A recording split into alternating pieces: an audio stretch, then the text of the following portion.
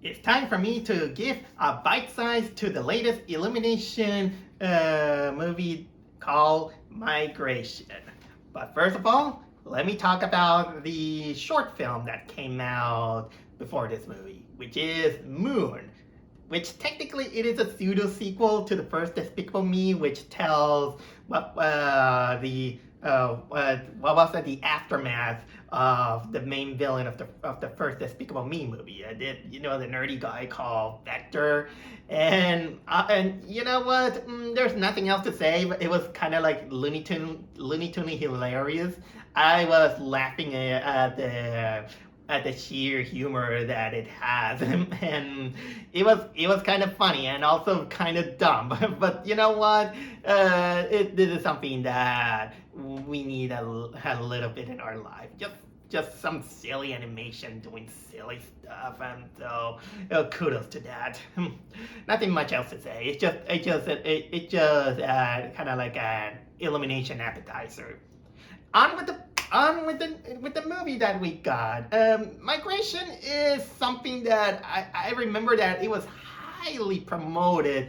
I think that many months ago, I was seeing the commercials and the trailers all over the place. So much that they even have they had a Macy's Thanksgiving balloon of one of the characters, and the movie hasn't even come out in order to have a balloon for Thanksgiving. How that happen? But I was still curious about watching this movie. Even the plot, I was kind of like rolling my eyeballs because here's the funny thing. It's about ducks migrating. Because they think that they have a better life, getting out of the pond, and migration is kind of like the best way, to find adventure, happiness, and a better life.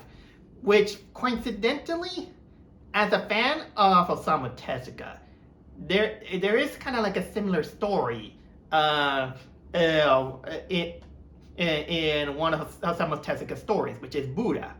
In Buddha, we have kind of like a moment in which Siddhartha is giving a sermon about desires, and he tells a story about ducks on a pond, in which basically is that these ducks, they have hard time, having searching for food in that pond until a few ducks, it was like, let's go to the volcano. There's better food over there, so they go to the volcano. Others say, let's go to the sea, and then others say, let's go to find humans so we can get domesticated and be fed.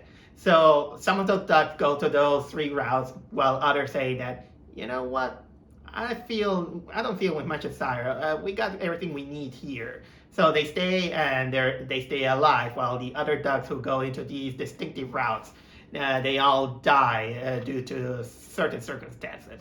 Like ducks get asphyxiated by the volcano fumes. Then the ducks that went to the sea, they get killed by the ocean waves. And the ducks that went to human territory, they get hunted and killed.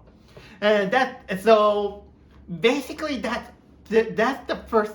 These are the impressions that I had while watching Migration, but I knew that Illumination will never go to that route because they just want to be family friendly, which is ironic because Osamu Tezuka, most of his stories are family friendly, but he doesn't shy away from the themes of life and death, and this is why I have a lot of respect to that guy. But going on with Illumination. That's basically the story. It's about this family of ducks. There's this duck played by Kumaya Najami, who played this duck named Mac. Funny thing, he's played by the actor that I hate from that hateful movie called The Lovebirds. This is kind of like his redemption. But basically, he has his mate, who is the duck, who is a duck named Pam, played by Elizabeth Banks. They have children, one little duck named Pat Dax, and the other one played a little one named Gwen, and also the uncle, played by Danny DeVito. These are ducks on a pond that they stay there because, well, Mac is, well, a cowardly duck. He doesn't want to go out. He's a coward until until of course the wife had enough of his cowardice. She's angry at him because she wants to go out, be adventurous, finds more excitement in her life.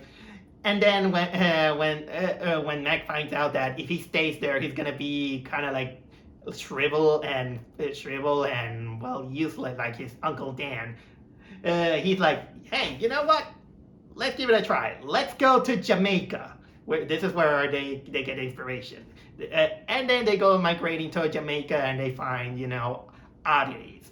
Like, for example, for the first part, they find, well, crazy friendly herons. Then they go to the city where they deal with pigeons. One of them played by Aquafina, who I still pretty sure that she is an old lady in a young body. I mean, every time she does voices, she sounds really old. I don't know what it is with this woman. Look, I'm not an Aquafina fan, so cut me some slack. Oh yeah, and there's also this, and they also find this parrot that played by Keegan Michael Key. And what else there is? They go to other shenanigans, and they also find kind of like a farm of ducks. That of course is a duck farm. I will leave it like that. Oh yeah, and then the movie feels like it needs an antagonist, and the closest thing to an antagonist is this chef who. I don't know if there's a voice actor for this because he is basically very silent, but I like that chef being a villain because he's kind of like overly perfectionist, and he doesn't need any words. He just kind of like this overly perfectionist master chef that is kind of like hilarious. Okay, what else? So let's try to wrap this up because I promise this is a bite size. I like the animation. The story is okay. It's pretty generic and pretty basic. Also, it kind of when it plays the cards right, some moments are pretty funny. I gotta admit that the ducks are cute. They really have this cute moment. Many people will actually like the Gwen character because she's the little ducky that, well, she's kind of cute, but have a little bit of a sassy mouth in a way. But if there's something really golden that I can find with this movie, is that I think the chemistry between Mac and Pam is the best part of the movie. Because as a mate, as a duck, father duck and mother duck, yeah, they have a healthy relationship and their chemistry is brilliant. And when they showcase how much these two love each other despite having odd personalities, it works. And when the moments that they're together or sometimes arguing each other or then supporting each other, this is where the movie shines. This is kind of like the best parts of the movie, and I really like those moments. Okay, then let's go. Okay, a bit of a negative I will say is that sometimes it gets a little bit too family friendly. They have kind of like this remix of I'm a Survivor from Destiny Child, which is pretty typical of Illumination / Sony sometimes / DreamWorks sometimes. That you can tell that it was kind of like just keeping themselves PG. And speaking of that, another criticism that I have, but it's mostly me, is that they wanted to keep it so family friendly that they missed an opportunity to make this movie darker. They missed that chance. But you know what? I can, even in my head, it was like, you know what? I enjoyed this movie. It's good and hard, but you know what? I can make this movie darker. Hey, hear me out. It's not exactly gonna, how can I say, spoil too much about the movie, but because it gets predictable when you see all these family-friendly movies. But the point is that if it was me, and because I'm a bit of a cynical son of a bee, here's the thing. I will kill off one of the kids. How dare you? No, okay, hear me out. If I will kill off one of the kids, or at least one of the characters, and have the kids seen it. Why? Because they have kind of like this thematic in which, especially with the arc of Pam, the mother duck.